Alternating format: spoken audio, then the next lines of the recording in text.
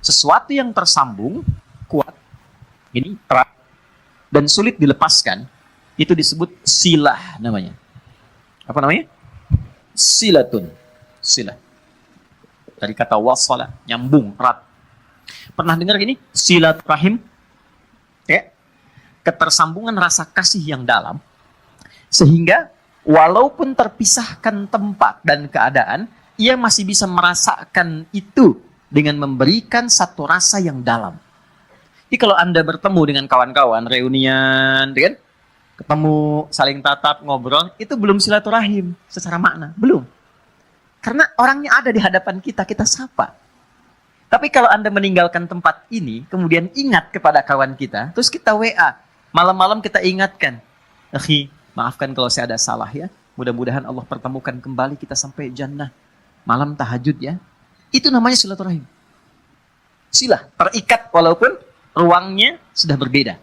Waktunya mungkin tidak sama. Teman ke Amerika, dia ke Kanada, 12 jam bedanya dengan kita. Tapi kita masih bisa WA dia. Itulah silah.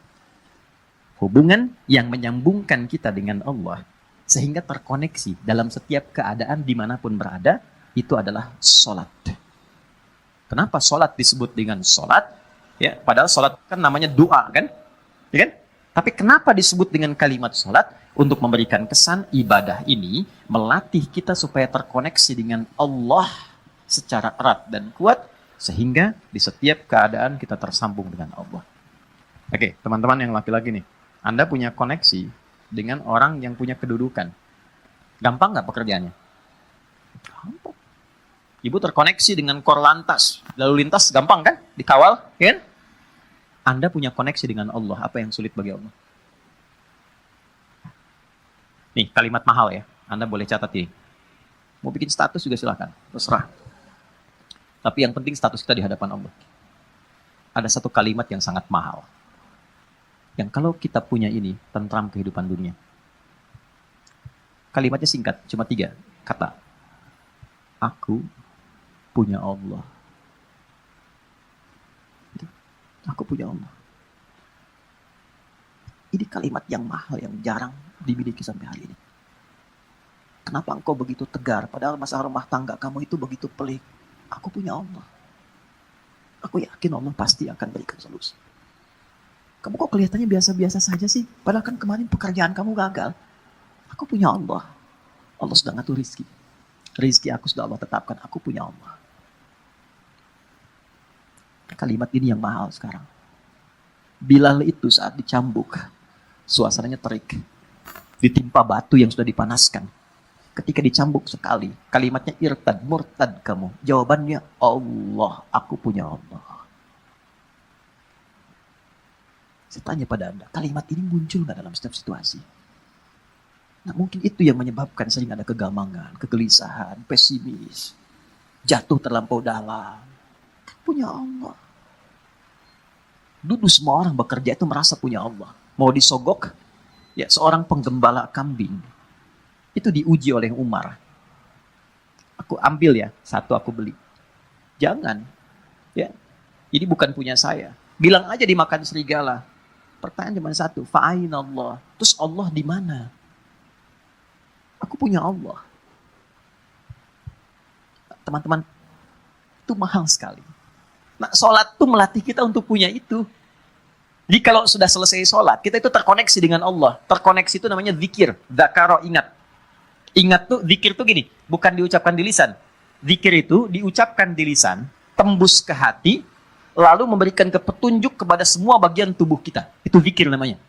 Jadi begitu disebutkan, ada getaran ke jiwa. Makanya kenapa pasca sholat ada zikir, khawatir setelah sholat belum nyambung. Ini yang dimaksud Quran surah keempat ayat 103. فَإِذَا قَضَيْتُمُ الصَّلَاةَ, maka jika Anda telah tuntas mengerjakan sholat, mungkin belum terkoneksi sepenuhnya dengan Allah. فَذْكُرُوا maka cepat koneksikan dirimu dengan Allah. Nih, kenapa istighfar didahulukan sebelum subhanallah? 1 juta. Serius? 5 juta. Umroh lah tawaran terakhir tuh. Ini serius umroh, bintang 5. Waktu habis, udah. Waktu habis. Salah sendiri kenapa maju. Cepat. Karena boleh jadi saat sholat itu fokusnya kepada yang lain. Tidak terkoneksi dengan Allah. Lisannya Allahu Akbar, tapi di pikirannya handphone Hu Akbar. Ya, status di Instagram belum diupdate Hu Akbar. Ya, jemuran belum diangkat Hu Akbar. Makanya baru takbir Allahu Akbar, handphone tulalit tenonet. Nah, bisa dijawab dulu, halo, saya sedang sholat nih. Nah, belum nyambung. Makanya kita istighfar, khawatir saat sholat ada yang belum terkoneksi. Setelah itu, subhanallah, alhamdulillah, Allahu Akbar. Kenapa 33 kali? 33 itu latihan sampai kalimat itu meresap ke dalam hati. Subhanallah, subhanallah, subhanallah. Pertama masih di lisan. Yang ke-10 mulai masuk ke hati, mulai terasa. Mulai nangis, mulai enak, mulai tenang. Alhamdulillah. Alhamdulillah Allah kasih saya ibu. Alhamdulillah Allah kirimkan saya ayah. Alhamdulillah Allah kirimkan saya istri. Alhamdulillah Allah kirimkan saya suami, anak-anak. Alhamdulillah. Enak, sampai tenang. Sampai situ gak? Nah, sampai ujungnya kita merasa punya Allah. Kalau sudah merasa punya Allah, Allahu Akbar. Itu semuanya dah. Nih antum ya. Yang pengusaha pebisnis ya, ada ya. Saya nggak harus tanya angkat tangan lah. Ya. Kalau saya tanya Anda begini. Anda misalnya punya satu proyek nih. Nilainya 100 miliar. Oke? Tapi proyek itu membuat Anda tidak bisa sholat. Sisi lain, ada pekerjaan, nilainya cuma 1 juta. Tapi Anda bisa menunaikan sholat dengan begitu nyamannya. Anda pilih mana? Yang pertama atau yang kedua? Cuma 2 pilihan, Anda nggak boleh pilih yang ketiga. Saya sudah bisa merasakan getaran-getaran itu.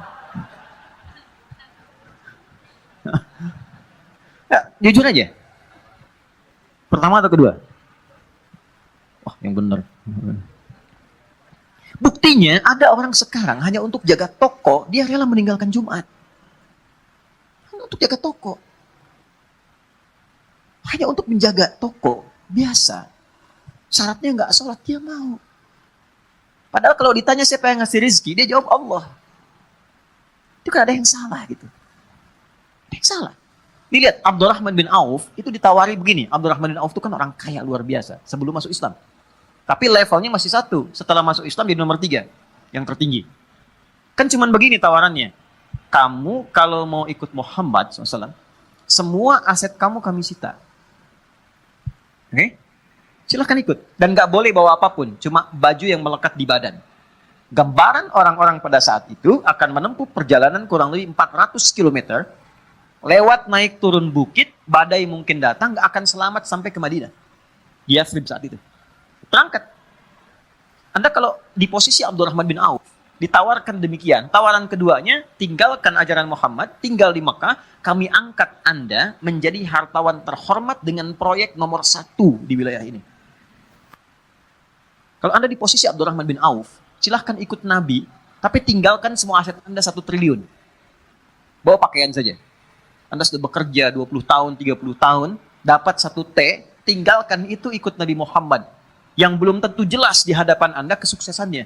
Atau tinggal di kota Mekah, ambil hartawan terhormat nomor 1, semua proyek wilayah Bintaro Anda kuasai. Kalau Anda di posisi itu, Anda mau pilih mana? Nah, yang mau saya katakan, apa yang melatih seorang Abdurrahman bin Auf, sehingga mengambil keputusan, saya tetap ikut Nabi. Itu kan pertaruhan tinggi. Jadi iman itu teman-teman di atas segalanya. Punya Allah itu di atas segalanya. Jadi kalau orang kehilangan proyek, kehilangan job, tapi merasa punya Allah, itu nggak ada apa-apanya. Karena masih merasa punya Allah. Itu yang mahal. Jadi nggak bisa ditukar dengan masalah. Kalau Anda punya masalah seberat apapun, tapi Anda punya Allah, itu kecil. Ya, melatihnya nggak semudah yang diucapkan. Karena Abdurrahman bin Auf memilih untuk ikut, istrinya belum siap. Itu poinnya. Begitu diberikan pilihannya kepada istrinya memilih tinggal di Mekah. Tawarannya sederhana. Anda ikut seperti suami, berangkat dengan pakaian melekat, tinggal harta suami kami serahkan kepada Anda, dan silahkan pilih pria paling tampan di wilayah Mekah ini, kami fasilitasi pernikahannya. Ibu kalau di posisi itu, jangan lihat suami lah, sini aja. Kalau di posisi itu, ikut suami atau tinggal di Mekah? Kan pelan jawab suami. Kan? Kamu Anda yang nggak dilirik suami. Oke. Ternyata tinggal di Mekah. Ya, tapi karena keyakinan kuat dan merasa punya Allah, perhatikan, orang yang sudah mengkoneksikan dirinya dengan Allah dan punya Allah, maka Allah jawab. Ini yang dimaksud rumus Quran surah kedua di ayat 152. Fadhkuruni adzkurkum. Engkau terkoneksi denganku, menyebut namaku, selalu diartikan menyebut, padahal zikir. Engkau terkoneksi denganku, aku memperhatikan engkau. Jadi sebelum beliau berangkat, Allah sudah siapkan perangkat. Sebelum Abdurrahman bin Auf berangkat, Allah sudah siapkan perangkat di sekitar Madinah. Yang menyambutnya itu harus orang paling kaya di Madinah. Itulah hebatnya orang Madinah. Yang haus disambut oleh orang bawa minuman. Yang lapar disambut oleh orang bawa makanan. Orang yang menolong seseorang sesuai sifatnya disebut dengan ansor namanya. Oke? Jadi ada orang datang ke rumah ke RKM, Mas Dimas lapar nih, disambutnya oleh santai yang bawa makanan. Ya. Ada orang yang wajahnya kelihatan tuh murung, punya utang. Dan disambutnya oleh orang yang dari Lazis, gitu kan? Nah, itu ansor namanya. Maka disambutnya oleh orang yang paling kaya dan digerakkan hati untuk mengatakan kalimat ini. Akhil karim, sami'tu annaka kunta ghaniya atau kama qala. Saudaraku yang mulia, aku dengar engkau pernah kaya. Lihat secara psikologi ya. Lalu jatuh fakir. Dia menyimpulkan begini, kalau pernah kaya dan kemudian turun statusnya, berarti kan ada pengaruh gaya dalam hidupnya. Berubah. Saya sering kutip rumus gaya itu F1 sama dengan F2. Ya, gaya gerak sama dengan gaya dorong. Kan? Pelan jadi pelan, kencang jadi kencang. Kalau naik mobilnya angkot, kan turunnya juga menunduk, terus sedekah kan. Kalau mobilnya lebih bagus kan langsung begini, kadang-kadang nggak bisa buka pintu ya. Ya kan? F1 sama dengan F2. Tapi kan ada hukum Pascal di dalamnya. F berbanding lurus dengan P. Gaya berbanding lurus dengan tekanan. Semakin banyak gaya, semakin tertekan hidupnya. Oke? Saat punya sesuatu, gayanya kebanyakan. Gayanya banyak. Begitu sesuatu itu hilang, gaya nggak tertahankan. Akhirnya flexing demi gaya. Maaf, ada inflasi gaya gitu. Ya. Berlebihan. Nah ini kan jadi tekanan. Nah dia menilai begitu. Dia nggak tahu kalau Abdurrahman bin Auf ini sudah dididik ya oleh Nabi, punya Allah. Ditawarkannya begini, saya dengar Anda pernah kaya. Kalau ingin kaya lagi, ambil setengah harta saya. Coba. Kalau Anda ingin, saya dengar Anda ditinggalkan keluarga dan istri. Kalau ingin menikah lagi, pilih perempuan paling cantik di Yathrib ini. Sekalipun bagian dari keluargaku, aku fasilitas pernikahannya. Gantian ya Bu. Kalau Anda di posisi itu, dan tidak harus lihat ke sana, apa yang Anda pilih? Diterima atau tidak ditolak sama sekali? Saya sudah tahu wajahnya, ini percuma saya tawari. Berat ya? Ya kan? Ketemu orang paling kaya itu kebunnya paling banyak, ya, macam-macam, untanya paling banyak, ya mungkin kurang lebih 5T lah asetnya, bagi 2,5 T. Tawaran pertama, di kesempatan pertama, ditawarkan 2, dijawab 2. Au kama qala jazakallahu khaira, arini ainal aswaq.